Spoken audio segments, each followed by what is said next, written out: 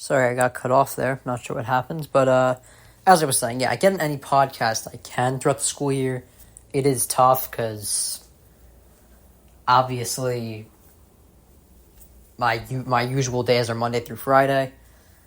And obviously Monday through Friday I'm in school, so therefore very tough for me to get in. But during like spring break, fall break, winter break, those times are usually when I get in most of my stuff.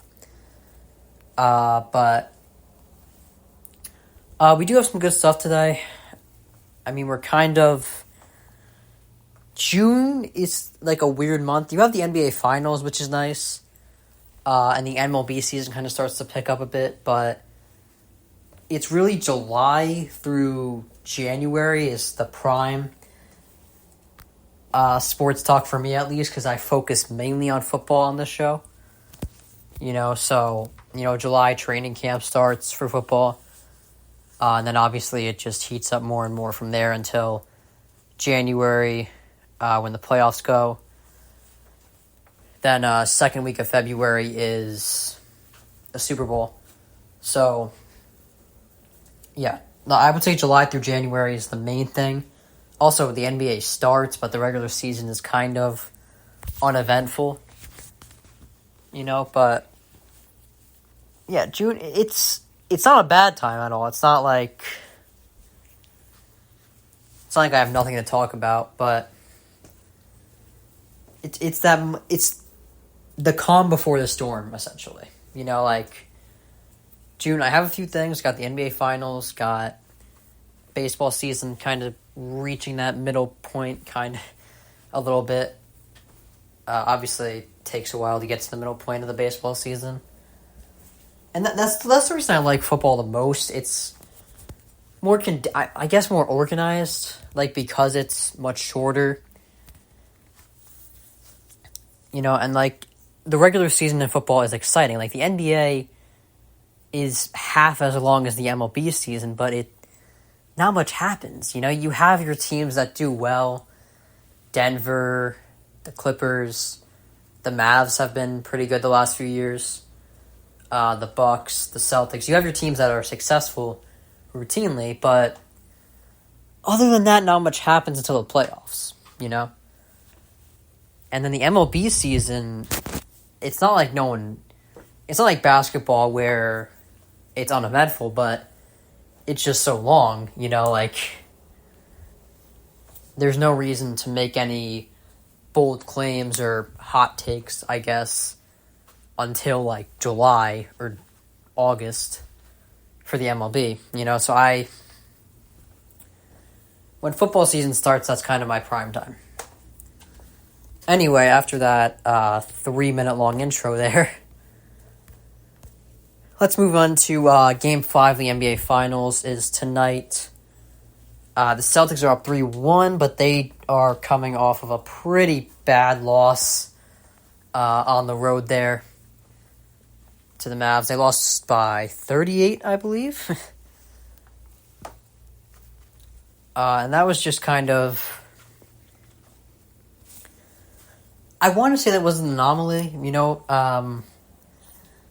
this is kind of reminding me of the 2017 finals, where the Warriors kind of dominated the first 3 games. And then the Cavs came back Game 4, and they won by over 20, I remember. I don't remember the exact score, but I believe it was over 20.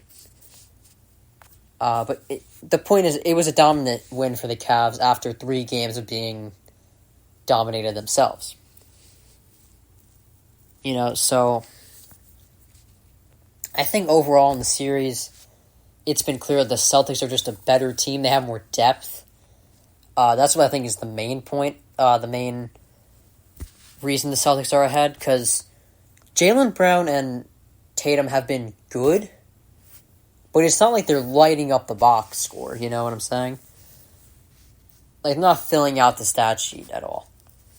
They're just doing what every star in the NBA does. 20 to 30 points, You know, they're doing what they have to, but the reason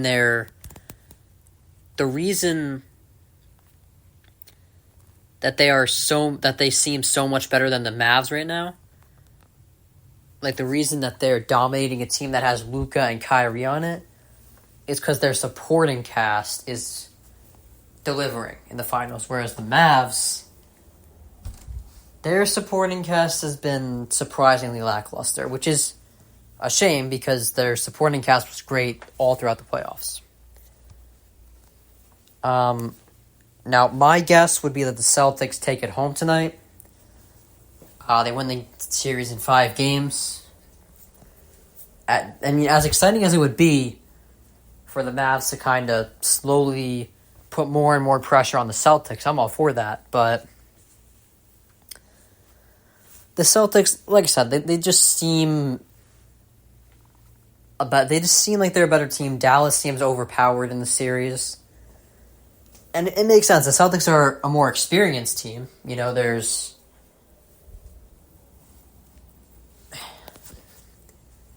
like Luka, he's great, but he's like 25. This is his first finals ever. Tatum, Brown, Al Horford, Drew Holiday, they've all been here before. This isn't new territory to them. It's completely new territory to Luka, who until this point hasn't been past the second round. So, I mean, like until Game 4, even Kyrie, the number 2 on the team, was not playing well either. He had 35, which was great and all, but like let's look at the games before that. Like 16, 12 in Game 1 and 2. He had 28 points in Game 1 and 2 altogether. Drew Holiday, I think, outscored that in Game 2 alone.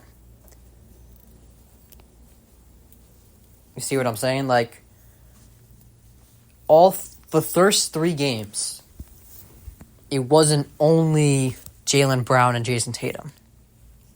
Game 1, if we look at the stat sheet, Game 1, they won by 18. And, you know, Jaylen Brown, he had 22.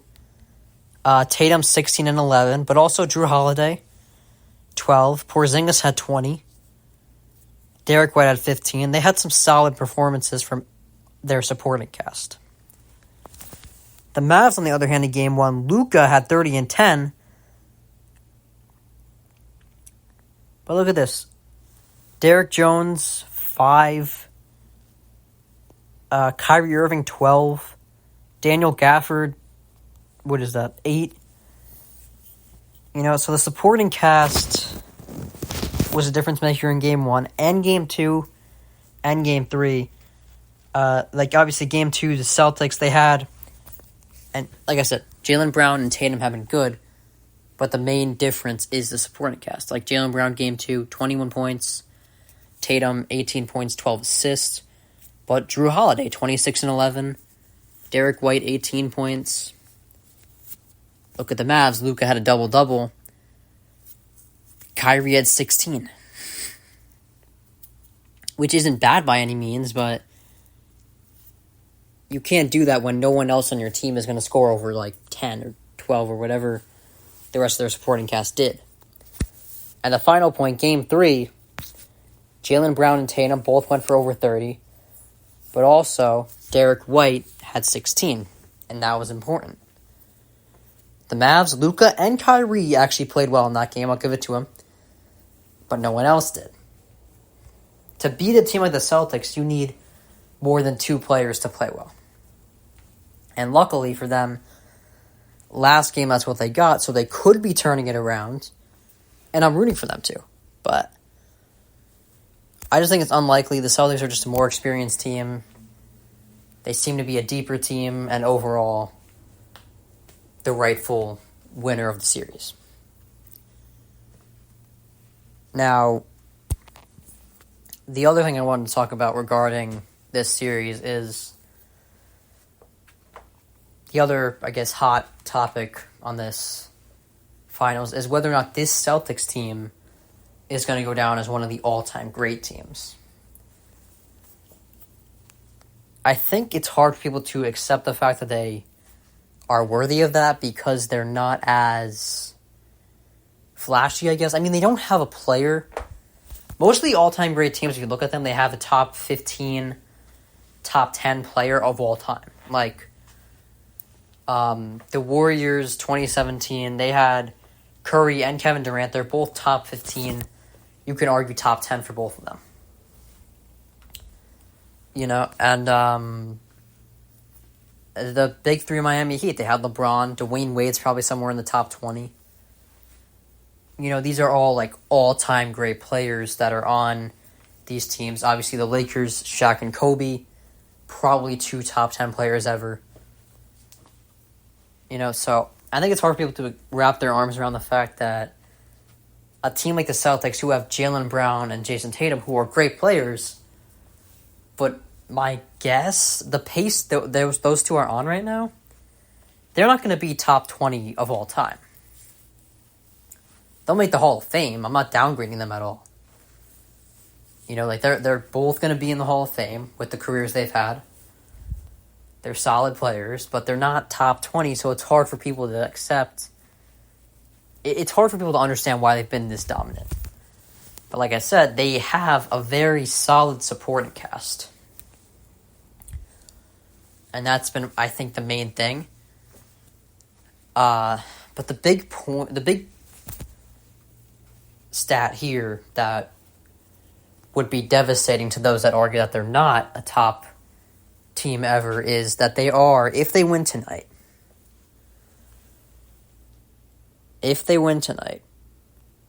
they are 16-3 in the playoffs. The last team to be that dominant was the 2017 Warriors, who went 16-1. So, I think the Celtics, I mean, I don't have a verdict on it yet. I have to kind of think on it for a while, you know. Also, we have to see if they even win tonight. But I do think with the way they've dominated the playoffs and the way they dominated the regular season, 64-18, 14 games ahead of the 2 seed in the Eastern Conference. They had the best record in the NBA by 7 games.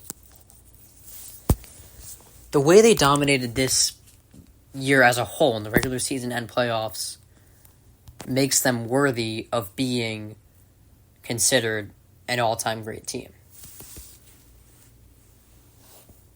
Why I think people have a hard time with that is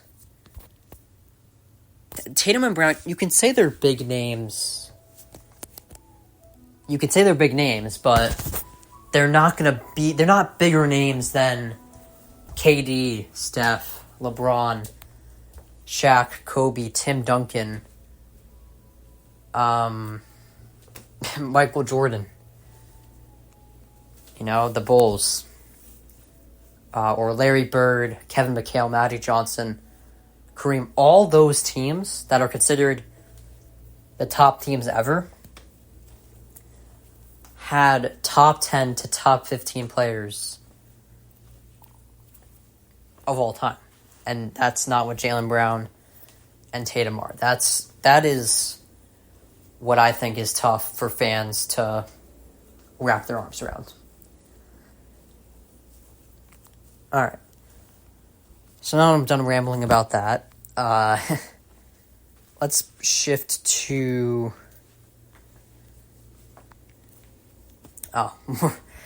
the next topic was about Kyrie. I guess he was asked about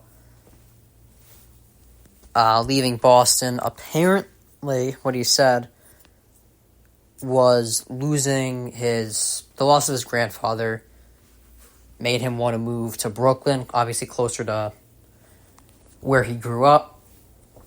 And I guess I'll take his word for it, you know.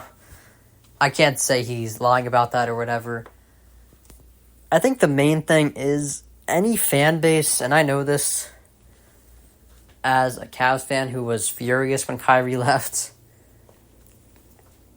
there's no way you can be a star player, leave a team, and not have fans be pissed off at you.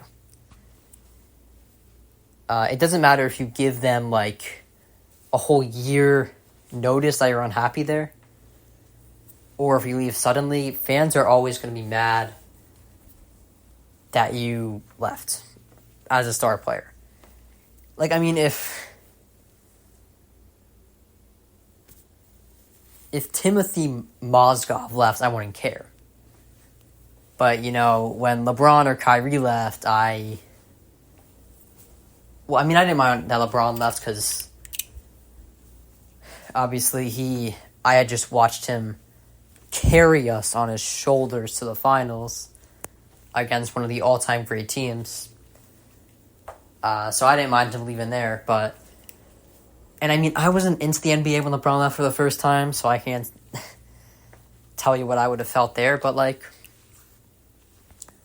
there's no way you can be a star player of a franchise and not have your fan base be mad when you leave. Carmelo, when he was with Denver, he gave them, like, an 8 months before leaving, it was clear he was unhappy there. And fans were still mad when he left.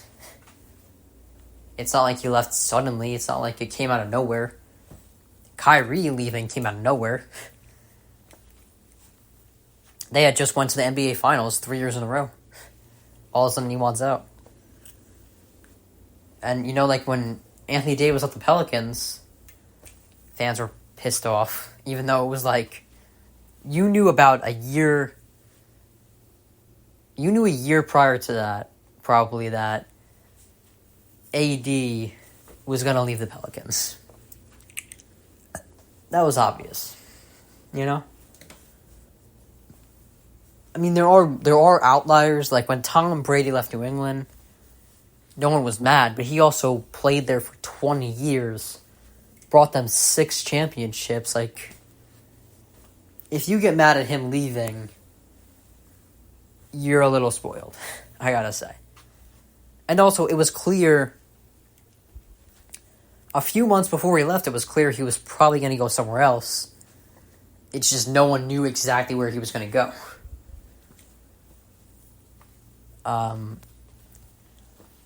You know, so ultimately, it doesn't matter if you leave the franchise suddenly, or if the franchise knows, or if the fan base knows 2 years before. They're gonna be mad when a star leaves. So Kyrie leaving Boston, I get their frustration as a fan of a team that lost Kyrie before. Especially, since, honestly, if I'm being real, I think what Kyrie did to Boston was a lot worse than what he did to Cleveland. Because he did... At least he told the truth about wanting out of Cleveland, whereas in Boston, he said he wanted to re-sign. And then all of a sudden, he leaves and goes to Brooklyn. So what he did to Brooklyn was far worse than what he did to Cleveland. Or Boston, sorry. But yeah, I mean, I do think his reason, the reason he's going here is valid, but there's no way you're going to get a fan base to not be unhappy with you leaving unless you do what Tom Brady did, which is a complete anomaly. Alright, we're going to stick with the NBA, but we're going to move off the finals. Bronny James. The hell's going to happen with him? So he's projected as top 50 in the draft, which I think is reasonable. If it were up to me, he would stay in college, to be honest with you, because... And I mean, I get... He went into cardiac arrest, like, a year ago. So, I mean, I get that he's not the same player he was. And honestly, he was never a great college player before that, but... You know, I do think... And I think most people have accepted he's not a top talent by any means. Yeah, I'm going to say it. He's not his father. He's not LeBron. So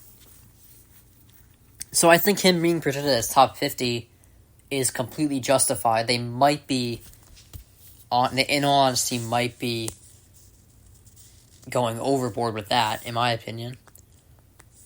But Rick Carlisle, the coach of the Pacers, thinks he'll be long gone before that.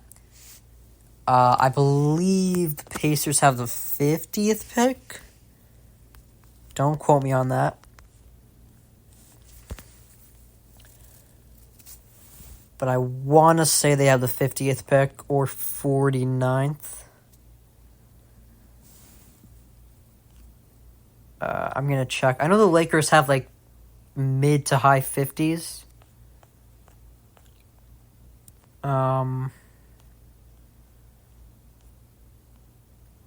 Yeah, I'm not entirely sure, but listen, Bronny, for all I know, he can develop into a great player, but right now, if I were a GM this year, I'm not drafting him. Unless I'm really trying to lure LeBron in, which is something I wouldn't do either if I were a GM. I think LeBron's crazy talented. He is honestly he's really the Tom Brady of basketball, where he's a complete outlier in how long he has sustained his success. And there truly isn't any other basketball player that's sustained their success for this amount of time. Even Kareem wasn't this great over 20 years of playing basketball. But the thing, we have no idea when LeBron's going to retire. So, and it could be either a year from now or like 4 or 5 years from now. We have no idea. But because of that uncertainty, I don't want to lure LeBron to my team through his son. Because then, let's, for the sake of argument, I draft Bronny, right? Get LeBron a sign. It's great. He plays a year, probably averages 25 again. Does his normal stuff, in all honesty. We make it to the playoffs, to the second round, probably lose because we have no depth. We just have LeBron and his son. And then the next year he retires. Now what do I have? I have Bronny James in his sophomore season. Is that who I'm going to rely on? You know what I'm saying?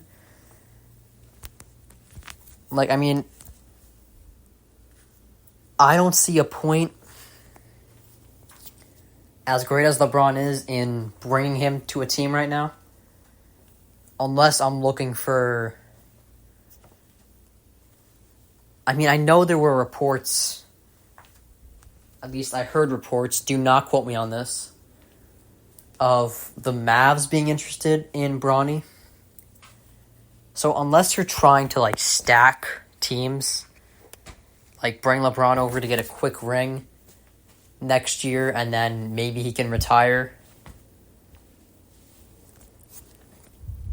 I guess in that case, I understand what you're doing, but I don't know. If I'm a team, I'm steering away from Bronny James this year. And I'm not rooting against him. I hope he does well in the NBA, but I don't think him being drafted this year, going into the NBA after a lackluster year in college, I don't think that's going to do him well. But that's just my opinion. Okay. So we're going to shift over to the NFL. Trevor Lawrence became the highest paid quarterback in the league. Now, is he the best in the league? No. But it's actually been quite a few years since the best quarterback in the league actually was the highest paid. I don't think Tom Brady was ever the highest paid when he played. Prescott was the highest paid for a while. He was never a top 5 quarterback. Hardly ever a top 10. Trevor Lawrence, he clearly has a lot of talent. He had a rough first year, a nightmare with Urban Meyer as his head coach. But he bounced back his second year with Doug Peterson, made the playoffs, had a great second year. The third year was a little bumpy, but he still showed signs of talent. So, I don't think getting rid of him would be a smart move. So I think they did what they had to keep him on the team. The thing is, though, if they don't succeed the next, 2 years, they're probably going to fire Doug Peterson, which I think is a bad move because I think Doug Peterson is a good coach. I think they just have a lack of depth in Jacksonville.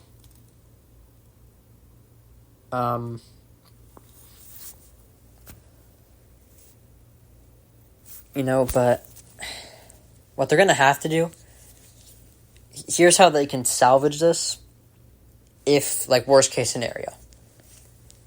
Obviously, the best case is this year, they have a great year. Trevor Lawrence lights it up, has a great year.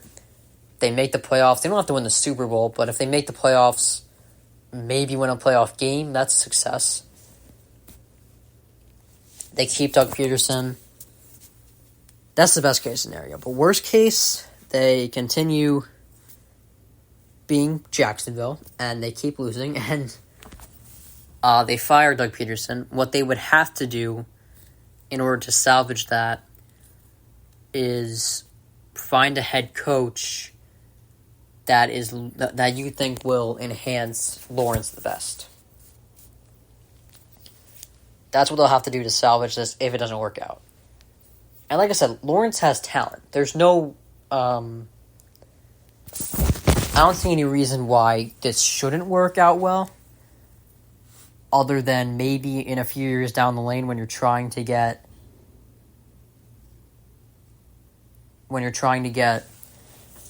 other pieces to your team. It's going to be tough to sign them because you paid your quarterback $100 million, but I'm sorry, $275 million. But I think they locked up the right guy. Jacksonville has had a pretty bad run of quarterbacks for a while, so they found the right guy. They locked him up. I see the logic in that. It's just, I think they went a little overboard on the cash because a salary cap does exist. Not sure if they're aware of that. But let's move on to a man who caused the Packers a lot of salary cap issues, Aaron Rodgers. He was absent at minicamp for the Jets, and usually I wouldn't care if someone like Rodgers skipped minicamp because he is a 19-year veteran. He is way past this, I guess, quote-unquote beginner stuff. So in most cases, I would say he can skip and it would be irrelevant. But in this case, he's going to have a new O-line entirely. Because he's not in the same position he was in Green Bay. Because if you recall, when he missed OTAs and mini camps in Green Bay all those years, I defended him. I said it didn't matter. The reason it didn't matter is because he had a good head coach, a good GM. He had an O-line he was familiar with. He had a receiving core he was familiar with. Until last year, at least. But in this case, I think he has to realize he played 4 snaps last year. That does not make you familiar with the receiving core at all. You have a head coach that I think has talent, but he's on the hot seat, He's questionable. You have a GM who, again, he has talent, but he's questionable. You don't know if he's going to make it to the end of the year. He has an entirely new O-line that he doesn't know. And like I said, he's not entirely familiar with that receiving core at all. So if I were him in this situation, I would go to minicamp to familiarize myself with all that. And I understand he spent 17 years in a franchise that is highly successful and always has a great offense and great coach. So this is kind of foreign to him, but he does, like, he's a smart guy. He has to realize this is not the same thing. You know, another thing is, he is a subpar offensive coordinator who will, I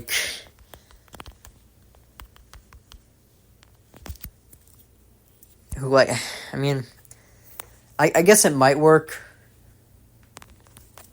because Aaron Rodgers can be the offensive coordinator, but I don't know, it's just not. It's a situation where I think he should be at minicamp. He should be doing the little things, right? If he were in Green Bay, I'd understand it because he spent 17 years.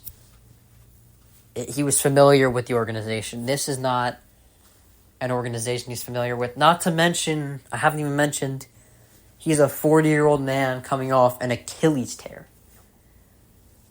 He may have came back from a broken collarbone and had and continued to have tremendous success, but that was 6-7 years ago. He is 6 to 7 years older now. Definitely doesn't recover the same. He's been playing football for 19 years at the pro level. And he's with an entirely different organization. I just think it is better for him to be there at minicamp. That's just my consensus. I keep saying that today. That's just my consensus. Because, in all honesty, whenever I say things on this podcast, obviously I can't do anything about it. You know, it's not my choice. Pretty much everything I talked about, what any NBA team is going to do about Bronny, because if I had to guess, he's going to get picked in this draft. He will. If he's not picked by anybody, the Lakers will pick him up. You know? Because they have, the 54th pick or something. I'm not entirely sure the order. But yeah, he'll be picked up no matter what. And I understand the Lakers taking him, but any other team, I don't think it makes sense for the long run. But it's not my choice, obviously. Same thing with Lawrence being the highest paid quarterback. I mean, I'm not in that room, so I'm not sure what he is asking of them at all, but if I'm them, I'm doing whatever I can to not make him the highest paid quarterback. I understand he has a lot of leverage as he has a lot of talent and a lot of promise. And he is the guy, if anybody on that team is going to lead them to, break them out of this crap hole they've been in for 10 years, it's going to be him. But I would have done whatever I can to kind of lower that number. For a future, it's not that I don't think he's deserving. I just think it's going to have a lot of poor effects in the long run with them not being able to sign players that will not add the important pieces to the team.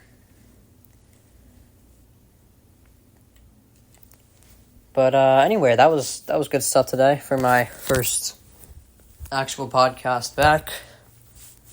I should be able to get into a good podcast in tomorrow. So I will see you then. This is Dylan Miller on Daily Dose Dylan. Spotify, Spreaker, or iHeartRadio. This is Dylan Miller on Daily Dose Dylan. Have a good day. I will see you tomorrow.